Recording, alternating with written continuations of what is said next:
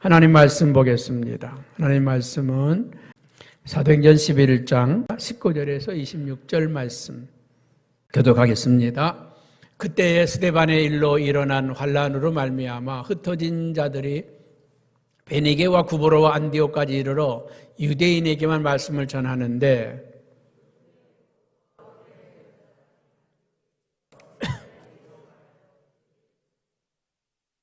주의 손이 그들과 함께 하심에 수많은 사람들이 믿고 주께 돌아오더라.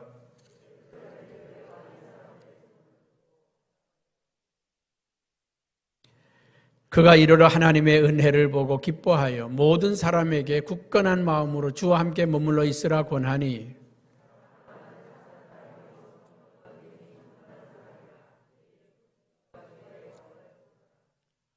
바나바가 사울을 찾으러 다소에 가서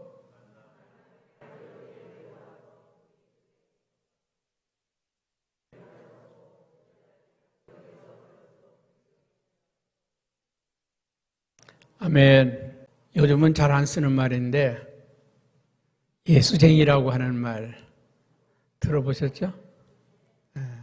우리 청년들은 그런 말 안 들어봤을 거예요. 예수쟁이. 70년대까지만 해도 이 말은 흔히 들을 수 있는 말이었습니다. 예수쟁이들. 아마 요즘도 나이 드신 분들은 그런 말을 가끔 씁니다. 때로는 그 말이 욕처럼 들릴 수도 있고 비난하는 말처럼 들릴 수도 있습니다. 그러나 그 쟁이라고 하는 말 속에 담긴 뜻은 그렇게 비난하거나 하대하는 그런 말은 아닙니다.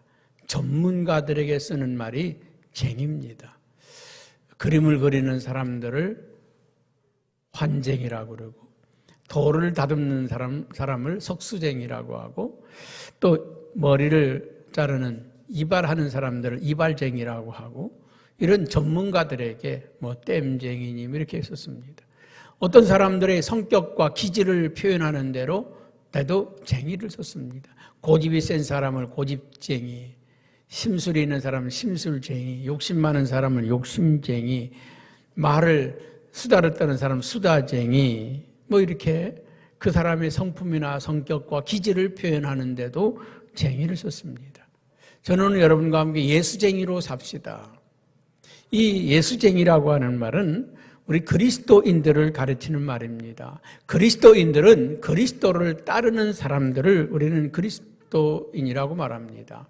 단순히 예수님을 따르는 그것만이 아니라 예수님처럼 사는 사람들, 예수님 닮은 사람들, 예수에 미친 사람들, 이 말이 예수쟁이라고 하는 것입니다.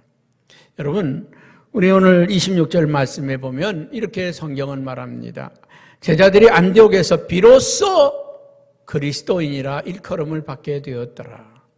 비로소, 이 비로소라고 하는 말을 깊이 새기면 그리스도인이라는 말이 나쁜 말이 아닌 것을 이해를 합니다. 아이고 열심히 공부하더니 비로소 대학에 합격했네. 열심히 노력하더니 아이고 비로소 부자 됐네. 그런 뜻 아닙니까? 비로소 이제 됐다 그 말 아닙니까? 이제 성공했다, 이제 출세했다, 이제 합격했다. 아이고 그동안에 고생한 거 다 갚았네. 그런 뜻 아니겠습니까? 비로소. 여러분 세상 사람들이 여러분에게 예수쟁이라고 말을 한다고 하면 여러분 행복한 고백입니다. 행복한 말입니다. 야 나도 예수쟁이가 됐네 이제. 사람들이 나보고 예수쟁이래. 여러분 이 안디옥 교회 성도들이 비로소 그리스도인이라고 하는 말을 들었다고 하는 말은 이 안디옥 교회 성도들을 하대하는 말이 아닙니다. 무시하는 말이 아니라 깔보는 말이 아니라 부러움과 존경의 뜻이 담긴 말입니다. 야, 저 사람들은 예수님을 따르는 사람들이네. 야, 저 사람들은 예수님을 닮은 사람들이네. 예수님처럼 사는 사람들이네. 그 말입니다. 비로소 그들이 이 이름을 얻었다 그 말입니다. 이제 그리스도인다운 그리스도인이 되었다는 것입니다. 예수 믿는 사람다운 사람이 되었다는 것입니다. 오늘 그리스도인이라고 하는 말은 성경에 3번 나옵니다. 오늘 본문에 11장 26절, 26장 28절, 베드로전서 4장 16절에 이게 3번 나옵니다.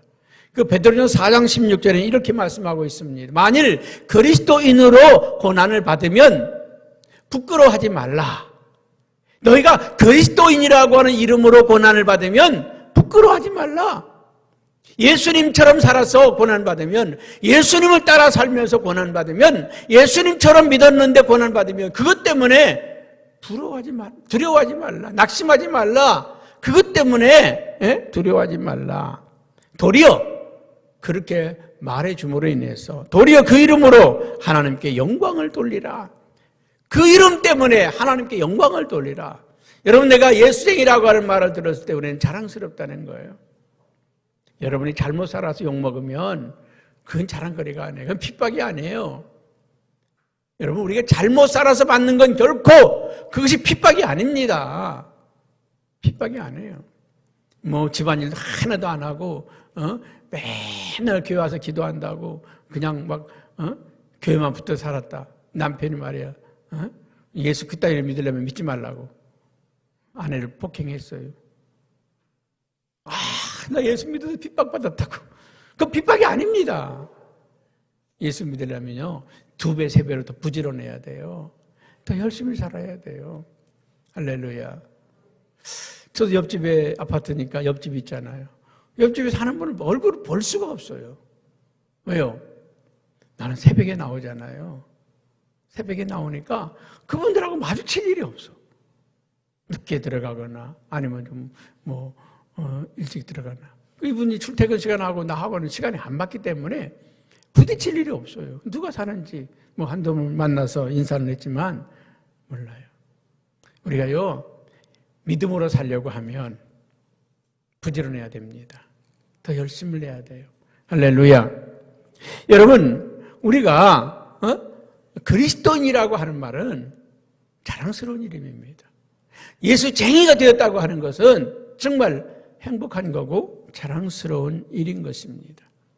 저는 지난 한 주간 동안에 참 많이 고민하고 많이 기도했던 한 주간입니다. 어려운 일도 많았죠. 저 부산의 세계로교회라는 교회가 폐쇄 명령을 받았습니다.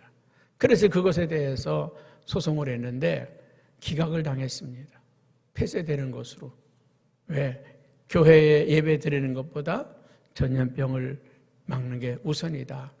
어쨌든지 어떤 판사가 판결을 내렸는지 그 성향은 잘 모르겠지만 그렇게 내렸습니다. 그리고 정부는 더 힘을 얻어서 그 명령에 불복종하면 교회들을 다 폐쇄하겠다. 아주 그냥 얼음장을 놓고 있습니다. 과연 이럴 때 어떻게 해야 될까? 정말 이 교회가 잘못한 걸까? 아니면 이 정부가 정말 나쁜 걸까? 많은 고민을 했습니다. 많은 고민하면서 저는 여러 가지 제 나름대로 해답을 얻은 것이 오늘 말씀입니다. 예수쟁이로 살자. 예수쟁이로 살자. 할렐루야. 그렇게 사는 역사가 있기를 주님의 이름으로 축복했습니다. 어떤 분이 그런 얘기를 했어요. 코로나19는 교회에 제2의 종교혁명을 가져왔다. 이 코로나19는 교회에 제2의 종교혁명을 가져왔다. 아니, 코로나가 뭔데 교회를 바꿔놨단 말이겠습니까?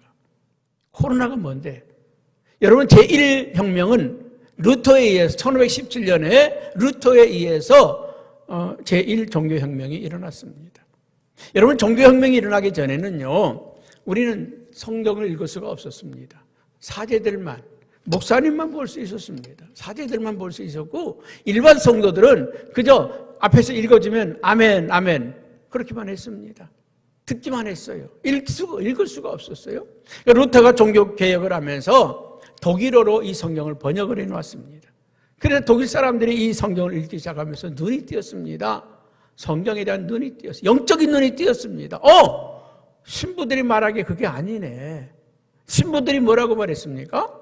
죽은 사람을 위해서도요, 헌금하면 그 사람이 지옥에 있다가도 천국으로 간다. 헌금하면 헌금이 뚝 떨어지는 순간, 쨍그렁하고 떨어지는 순간 이 사람이 지옥에 있다가 천국으로 쏙 간다. 그래서 이걸 사라. 면죄부를 판매했습니다. 성경 어디를 읽어봐도 면죄부가 없어. 어디를 읽어봐도 죽은 사람이 헌금하면 천국 간다는 말이 없어. 그래서 사람들이 들고 일어난 거죠. 이 종교개혁입니다.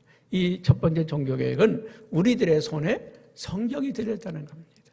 하나님의 말씀. 그래서 이 모두가 다 이 하나님의 말씀을 읽고 이 말씀대로 살아갈 수 있는 축복이 열린 게 제1의 종교혁명입니다. 제2의 종교혁명은 이 코로나19를 통해서 우리에게 왔다는 거죠.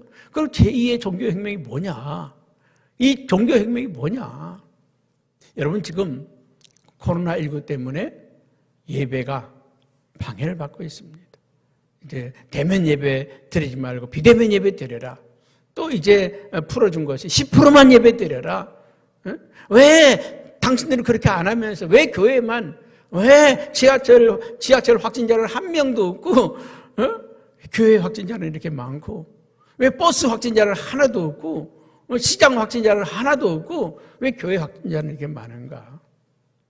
교회는 왜 한 명이라도 확진하면 폐쇄시키고 이 난리를 치는데 왜 교도소에서는 1000여 명 가깝게 확진자가 나는데 교도소를 폐쇄시키지 않느냐?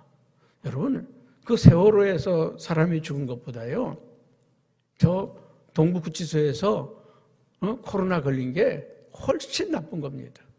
훨씬 나쁜 겁니다. 악한 겁니다. 여러분 만약에 불이 나면 집에 불이 나면 묶어놓은 개도 풀어줍니다. 소도 풀어줍니다. 빨리 도망가라고.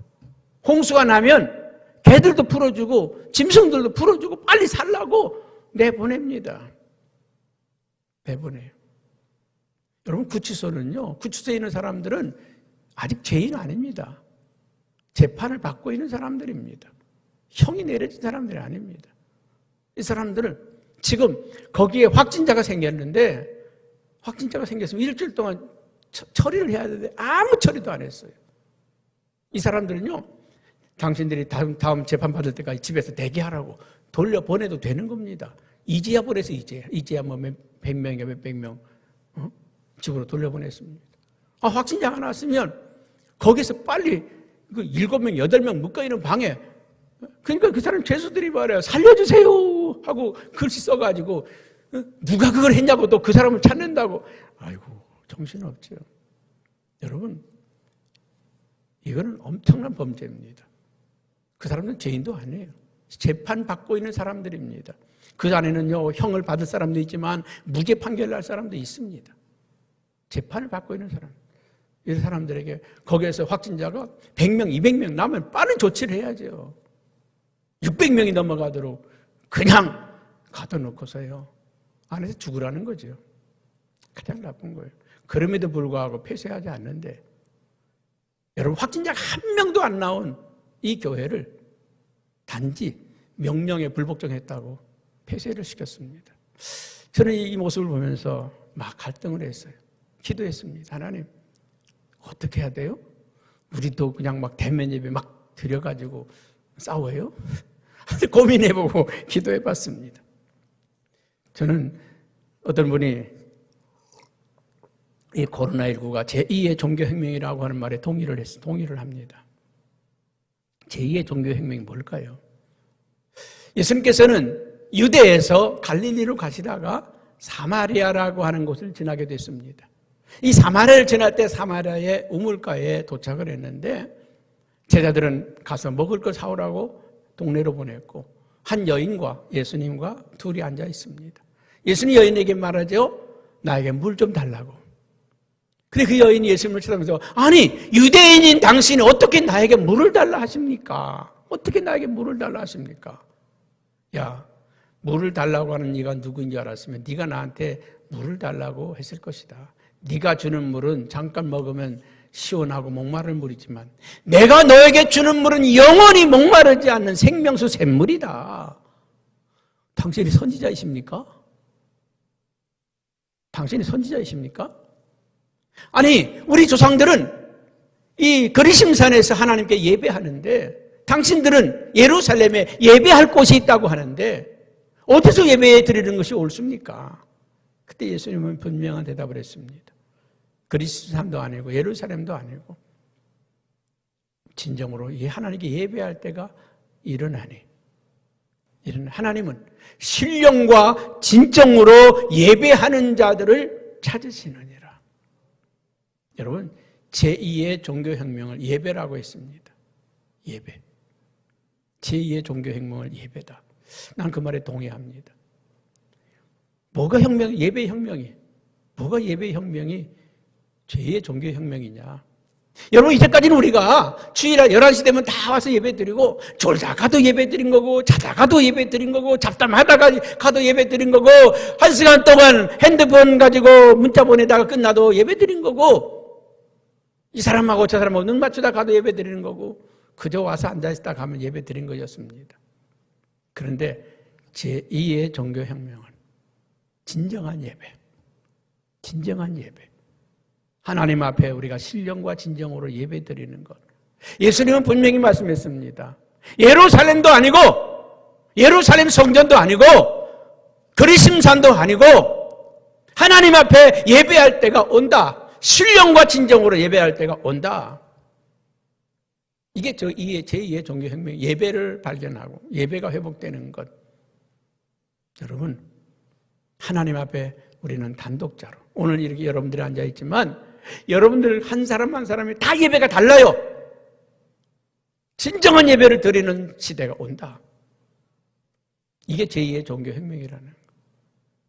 여러분, 로마는 기독교를 박해했습니다. 엄청나게 박해했습니다. 네로 황제가요, 로마의 그 시내에 대형 화재가 났는데 그 화재의 주범을 사람들이 이 황제에게 돌리니까 이거를 피하기 위해서 기독교인들에게 뒤집어 씌운 거예요. 기독교인들에게. 기독교인들이 불을 질렀다. 그래 기독교인들을 잡아다가 처형을 시키고 콜로세움 광장에 잡아놔놓고 사자를 풀어서 찢겨 죽이고 자기들의 잘못을 기독교인들이 뒤집어 씌운 거예요.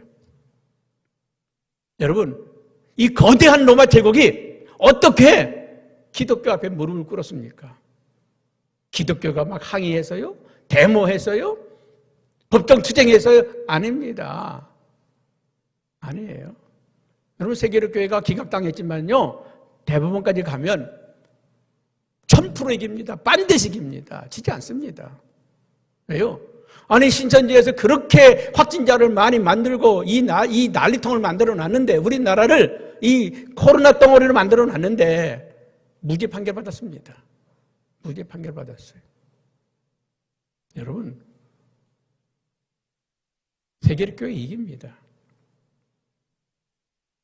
이건 사실입니다. 그러나 우리가 로마를 뒤집은 건요, 데모에서도 아니고 법정 투쟁에서도 아니에요. 로마가 기독교인들 예배드리지 못하게 하니까 어떻게 했습니까?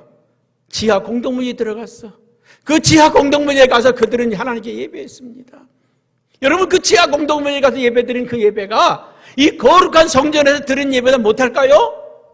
그들의 예배는 더 뜨거운 예배였고 더 간절한 예배였습니다.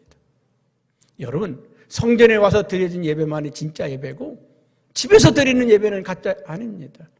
오늘 이 자리에서 드리는 예배는 진짜고 영상을 통해서 예배 드리는 거 아니에요. 다 같이 예배입니다. 다 같이. 여기 나와서 드릴 수 있을 때는 다 와서 드리는 게 좋고, 여기서 드릴 수 없을 때는 영상을 통해서 드리는 거고, 만약에 우리가 폐쇄를 당해서 예배를 드릴 수 없다고 하면 우리는 다 저기 공원에 가서 드릴 수 있고요, 한강 가서 드릴 수도 있고요. 여러분, 정연교회는 이 건물이 아니라 오늘 예수 그리스도를 구주로 고백하는 성도들의 모임이 성연교회입니다. 우리가 예배하는 건 이 자리에서 드리는 예배가 아니라 신령과 진정으로 예배 드려지는 그 자리가 예배 자리라는 거예요. 오늘 영상을 보면서 들어놓고 예배 드리는 분들은 예배 안 드리는 겁니다. 그러나 오늘 이 예배 시간을 같은 마음으로 드리는 분들은요, 어쩌면 여기서 드리는 것보다도 더 그들이 간절하게 드리는 분도 있을 수 있어요. 우리는 어디서 예배 드리느냐가 중요한 게 아니라 어떤 마음으로 드리느냐, 신령과 진정으로 드리는 예배. 그래서 그분이 그런 얘기를 하더라고요. 제2의 종교혁명은 예배의 혁명이다. 나 동의합니다. 그렇습니다.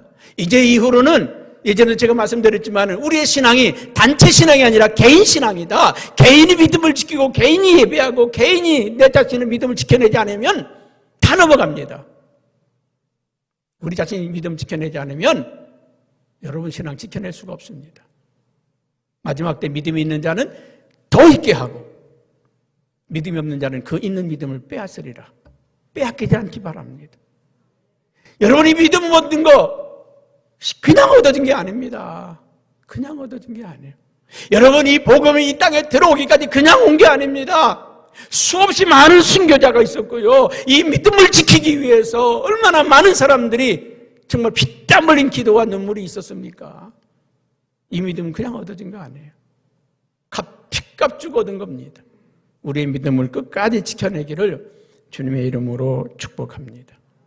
오늘 저는 이 시간에 그리스도인으로 살자, 예수쟁이로 살자고 말씀했는데 어떻게 사는 것이 예수쟁이로 사는가? 첫째는 자기를 포기하는 것입니다. 자기를 포기하는 것이 그리스도인입니다. 예수님께서 누구든지 나를 따라오려거든 자기를 부인하고 따라야 된다고 그랬습니다. 자기 십자가를 지고 따라야 할 것이라. 자기를 부인하지 않는 사람은 결코 그리스도인이라 불리울 자격이 없습니다. 누가 그리스도인입니까? 자기를 부인하는 사람들입니다. 이 안디옥 사람들은, 안디옥의 그리스도인들은 모든 것을 포기하고 안디옥으로 온 사람들입니다. 모든 걸 포기하고 안디옥으로 온 사람들입니다. 우리 식구들 한번 같이 볼까요? 그때에 스데반의 일로 일어난 환란으로 말미암아 흩어진 자들이 베니게와 구브로와 안디옥까지 이르러 유대인에게만 말씀을 전하는데, 여기 보니까 스데반의 일로, 스데반의 일이 뭡니까? 스데반이 순교함으로 인해서, 스데반의 순교함으로 인해서 이 헤롯 대왕과 헤롯 정부는 기독교인들을 박해하기 시작합니다. 야, 됐다, 승기 잡았다, 야, 기독교인들 다 잡아들여, 다 잡아들이라는 명령이 내려졌습니다. 사도들을 제외한 모든 그리스도인들은 예루살렘을 떠나서 다 피해갔습니다. 그래서 구브로와 베니게와 안디옥까지 흩어져서 갔다는 겁니다. 그들이 갈 수 있는 데까지 다 뿔뿔이 흩어졌습니다. 세계롭게 폐쇄 확정나니까요, 아주 정부에서 의기양양했습니다. 앞으로 방역 지침 어기는 모든 교회는 폐쇄하겠다. 아주 훌륭합니다. 대단합니다. 여러분, 그렇게 된다고 되는 게 아니죠. 여러분, 이 안디옥 교회가, 예루살렘 교회가 폐쇄된 겁니다. 예배 드리지 못하도록 폐쇄된 겁니다. 끝났나요? 오히려 기독교가 폭발하는 역사가 일어났습니다. 기독교가 폭발하는 역사가 일어났어요.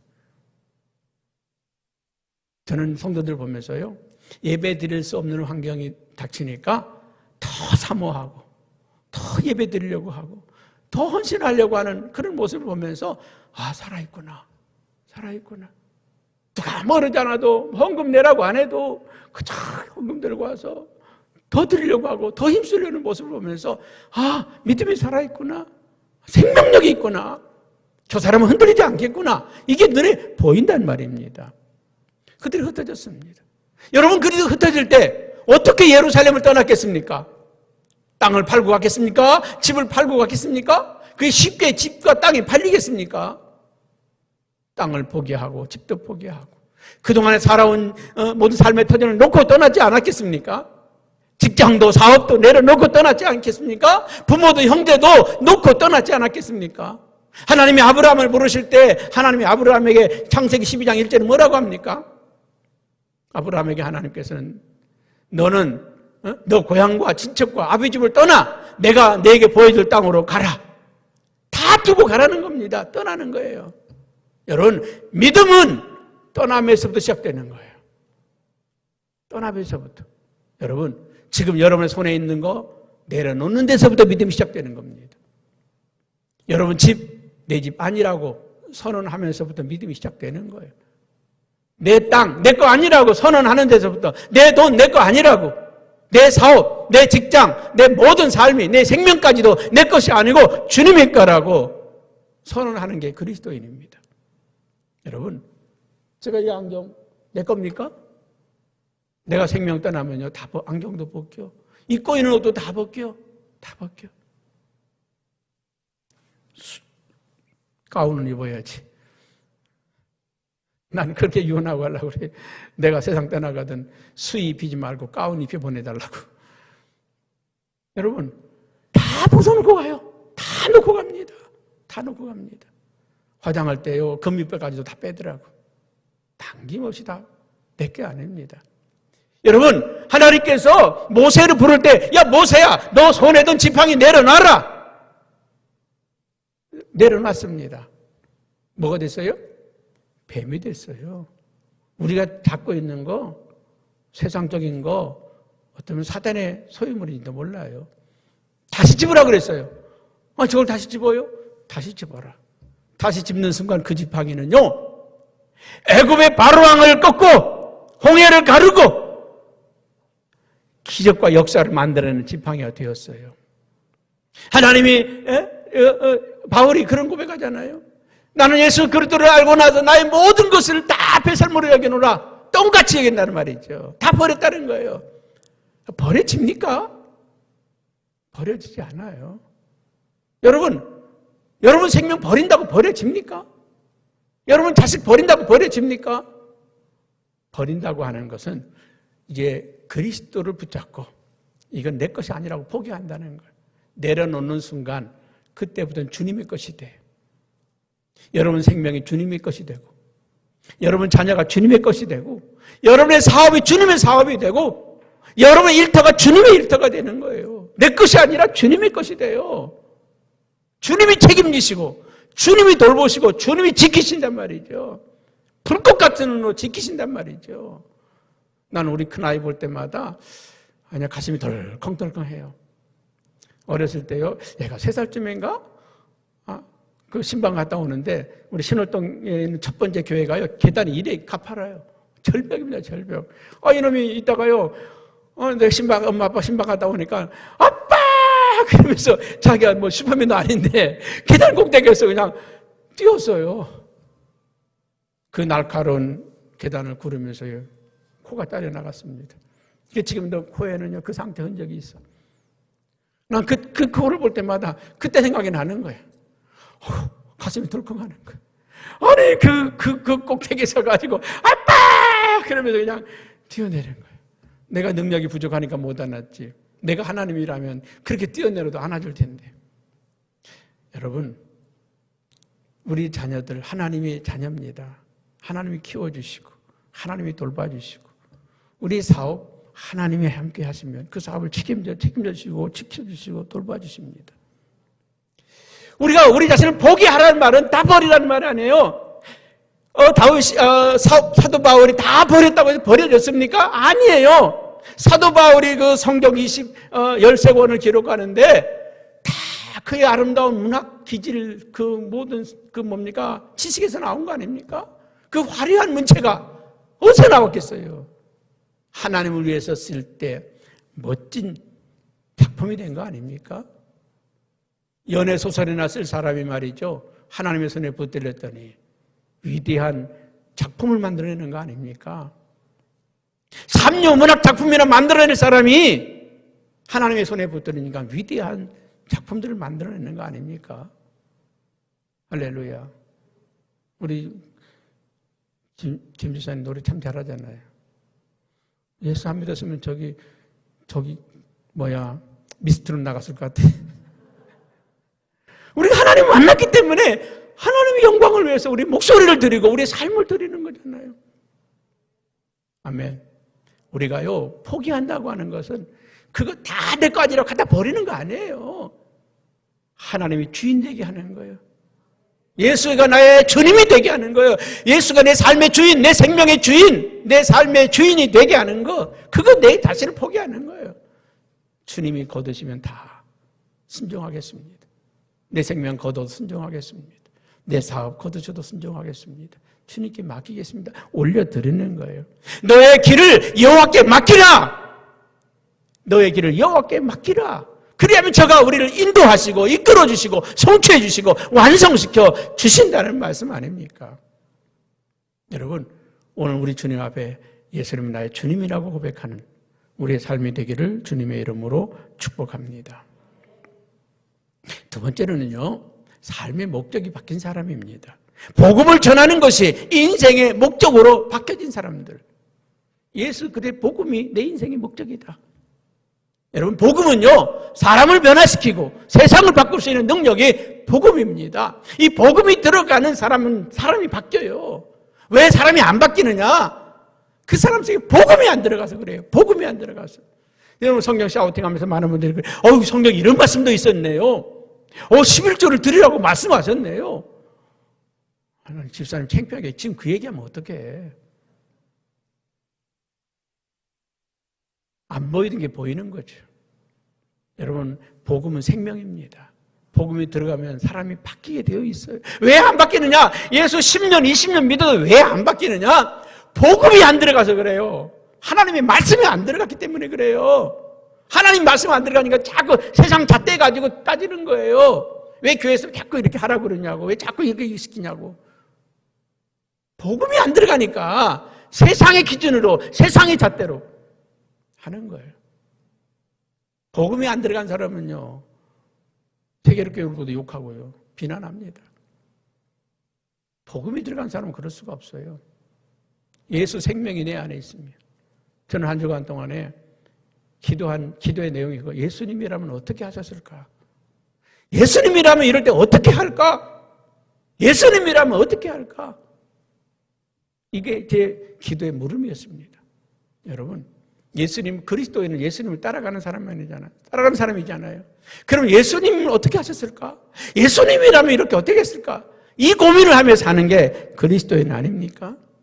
여러분, 이 안디옥에 이런 사람들은 오늘 19절, 20절에 보니까 그들은 이제 예루살렘에서 죽음을 피해서 믿음을 지키고 신앙을 지키기 위해서 온 사람들입니다. 그런데 그들에게는요, 그 어려운 환경 속에서도 자기가 그리스도인이라는 게 밝혀지면 안 되는 가운데서도 그들은 복음을 전했다는 거예요. 그리스도인이라고 밝혀지면 안 되는 상황 가운데도, 복음을 전할 수 없는 상황 가운데도 복음을 전했다는 것입니다. 여러분, 두려워하지 마세요. 왜요? 그들이 복음을 전했을 때 21절에 보니까 이렇게 말씀을 하고 있습니다. 주의 손이 그들과 함께 하시니, 주의 손이 그들과 함께 하시니, 주의 손이 함께 했다는 것입니다. 나는 지난 1년 동안 하나님의 손이 우리와 함께 했다고 믿습니다. 그 많은 사람들이 코로나 확진되고 걸리는데 우리 성도를 한 사람도 안 걸리고 지켜주셨습니다. 앞으로도 지켜주시기를 기도하고 있습니다. 여러분, 하나님의 손이 여러분의 가정에 함께하고, 하나님의 손이 여러분의 사업과 함께하고, 하나님의 손이 여러분 자녀들과 함께하는 이 축복의 역사, 복음으로 사는 사람들, 복음이 나의 생명이라고 믿고 사는 사람들. 그래서 성경 다니엘서 12장 3절에는요, 이 복음을 전하는 사람들은 궁창의 빛과 같이 빛날 것이요, 많은 사람을 옳은 대로 돌아오게 하는 자는 별과 같이 영원토록 비추리라, 빛나리라. 여러분, 오늘 여러분 돈 버는 것도 복음 전하는 일이 되길 바랍니다. 사업을 하는 것도, 일하는 것도 하나님께 영광 돌리기 위해서, 너희가 먹든지 마시든지 무엇을 하든지 다 하나님의 영광을 위해서 하라. 여러분, 우리의 인생이요, 목적이 분명하면 가는 길이 아름답습니다. 하나님의 영광이 우리의 인생의 목적이 되기를 주님의 이름으로 축복합니다. 세 번째로는요, 그리스도인은 그리스도의 삶을 배우고 가르치는 자들입니다. 누가 그리스도인이냐? 예수님을 배우는 사람들이에요. 예수님을 닮아가는 사람들입니다. 오늘 이 안디옥 교회가 사람들이 많이 모이고 부흥됐다는 말을 듣고 예루살렘 교회는 급하게 바나바를 보냅니다. 이 바나바를 보내서 이 안디옥 교회를 치리하게 합니다. 근데 이 안디옥 교회에 갔더니 바나바는 어떤 사람입니까? 사도행전 11장 23절 24절에 이렇게 말씀하고 있습니다. 그가 이르러 하나님의 은혜를 보고 기뻐하며 모든 사람에게 굳건한 마음으로 주와 함께 머물러 있으라 고나니, 바나바는 착한 사람이요 성령과 믿음이 충만한 사람이라 이에 큰 무리가 죽게 더하더라. 여러분, 바나바는 착한 사람이었습니다. 착한 사람. 로마가 어떻게 기독교 앞에 굴복했다고요? 기독교인들의 사랑에 굴복했습니다. 그들은 죽어가면서도 나는 죽어도 이 사람을 살려야 된다고, 나는 죽어도 이 사람을 살려야 된다고 자기 등을 사자에게 내돌리면서 다른 형제를 끌어안고 이 사람을 살려야 된다고 서로 그 뜨거운 사랑을 쳐다보던 로마 사람들이 가슴이 메어지기 시작합니다. 저들이 믿는 신앙이 진짜다. 저들의 하나님이 진짜다. 그래서 그 엄청난 핍박과 환난 가운데도요, 로마 사람들의 가슴속에 복음이 들어가기 시작했어요. 복음이. 예수의 사랑이 들어가기 시작했어요. 어디까지 들어갔습니까? 콘스탄틴 황제 어머니의 가슴까지 들어갔어. 그의 어머니 헬레나의 가슴까지 들어갔어. 기독교인들 핍박하다 보니까 자기 어머니가 기독교인이야. 그래서 313년에는 모든 로마 시민은 예수를 믿어도 좋다. 324년에는 로마에 사는 사람들은 예수를 다 믿어야 된다. 예수를 안 믿으려면 로마를 떠나라. 이 엄청난 역사가 전쟁으로 얻어진 겁니까? 데모로 얻어진 겁니까? 법정 투쟁으로 얻어진 겁니까? 아니에요. 세상을 바꾸는 힘은 예수의 사랑입니다. 그리스도의 사랑입니다. 기도하면서 하나님이 제게 주신 응답은 그거였어요. 사랑으로 이겨라. 사랑으로 이겨라. 사랑으로 이겨라. 우리가 세상에 보여줄 건 뭡니까? 예수 그리스도의 사랑입니다. 세상은 교회를 불공평하게 대했지만 우리는 세상을 사랑해야 합니다. 왜요? 하나님 제게 말씀했어요. 야, 사람들이 얼마나 불안해하는지 아느냐? 얼마나 두려워하는지 아느냐? 얼마나 초조하는지 아냐? 우리는 그들을 어루만져야 되고 그 두려워하는 마음을 만져줘야 될 사명이 있어요. 그리스도인들의 담대함을 보여줄 필요가 있단 말이죠. 어떻게 사는 것이 잘 사는 건지 보여줄 필요가 있어요. 여러분, 세상을 바꾸는 힘은 예수님의 사랑입니다. 예수님의 사랑으로 세상을 품는 거예요. 저들은 우리에게 불공평하게 대했지만, 교회를 함부로 대했지만, 예배를 무시했지만, 그러나 우리는 그들을 미워할 것이 아니라 사랑해야 합니다. 용서해야 되고 품어내야 됩니다. 이것이 세상을 바꾸는 힘입니다. 사람들은 보고 있어요. 보고 있습니다. 이번에 세계일교회 폐쇄되는데요, 어떤 기자가 글을 하나 썼습니다. 세계일교회는 나쁜 교회가 아니다. 그들은 앞을 보지 못하는 사람들을 위해서 1년에 몇 명씩 개안 수술을 해줬고, 지역의 어려운 아이들에게 해마다 장학금을 얼마씩 주었고, 이 교회가 해온 일은 이루 말할 수 없이 많다. 그리고 이 교회가 폐쇄된 것을 가슴 아파하는 이들은 교인들보다 지역 사람들이다. 그 교회 주변에 있는 사람들이 더 안타까워한다는 것입니다. 알지도 못하는 언론 매체들은 비난하기 급급했지만 이 교회를 지켜봤던 그 기독교 일간지가 아닙니다. 기독교 신문이 아닙니다. 한 경제신문의 기자가 그렇게 글을 썼습니다. 이 교회는 사랑을 실천한 교회였다. 여러분, 시간이 지나고 세월이 흐르면 다 드러납니다. 어떻게 행했는지, 어떻게 살았는지가 드러나지 않습니까? 사랑하는 성도 여러분, 오늘 이 바나바는 예수를 영접하고 나서 가난한 사람들, 불쌍한 사람 보고 견딜 수가 없었어. 자기의 땅을 팔아서 그들에게 나눠주고 구휼했습니다. 그래서 사람들은 그를 요셉이라고 하는 본명이었는데 그의 이름을 바나바, 우리의 위로자다, 권면자다, 그렇게 불렀다는 것입니다. 그가 안디옥에 와서 어떻게 했을까요? 그렇게 똑같이 했습니다. 그래서 사람들은 하나님의 은혜가 그 위에 있는 걸 보았다는 거예요. 그들의 선한 행동을, 그들의 선한 삶을 보면서 그들을 그리스도인이라고 불러줬다는 거예요. 야, 저 사람들 진짜 예수 믿는 예수쟁이다. 진짜 예수 믿는 사람들이다. 우리는 그 말을 들어야 합니다. 그래서 오늘 이 교회는요, 나눔과 섬김을 실천한 교회입니다.